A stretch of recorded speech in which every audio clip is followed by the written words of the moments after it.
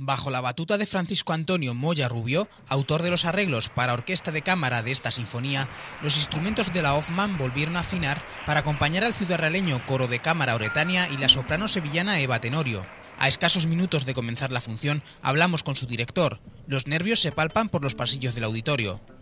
Pues vamos a ver la presentación de mi versión de la segunda sinfonía de Gustav Mahler para ensamble orquestal, con coro y con las solistas que presenta el maestro en la partitura original. Entonces vamos a ver a la Orquesta Filarmónica de La Mancha en su versión de cámara, con 14 instrumentistas, todos ellos solistas, a dos solistas, Eva Tenorio soprano y Alla Saichina mezzo soprano, al coro de cámara Oretania, y a mí dirigiendo la versión que he hecho sobre la segunda sinfonía de Mahler, Resurrección, una de las más largas compuestas a lo largo de la historia y que dura 1 hora y media y que es pues majestuosa y abrumadora, pero luego sí.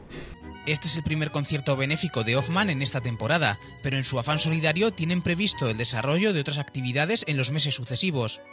Bueno, pues próximo proyecto aquí en Ciudad Real, series, aparte tenemos otras cosillas antes, pero aquí en Ciudad Real, para que todo el mundo lo pueda conocer, vamos a hacer un concierto para niños y para toda la familia que se titula Disney en concierto. Es bastante elocuente, ¿no? La música que vamos a tocar, es decir, un poco la orquesta abierta a todo, ¿no? Desde lo sinfónico, la ópera que estuvimos hace nada, hasta la música para niños más divertida. Y también el día de antes, esto es el día 15 de diciembre aquí a la 1, el domingo, el día de antes la orquesta va a ir al hospital a visitar a los enfermos y vamos a tocar allí villancicos, etcétera. Es decir, queremos dar la vitalidad posible que está en nuestras manos a la ciudad y recorrer todos sus rincones, y es un poco como acercarnos, decir que existimos. Las casi 2 horas de concierto gustaron a los ciudadrealeños y es que no podía ser de otra forma. Juzguen ustedes mismos.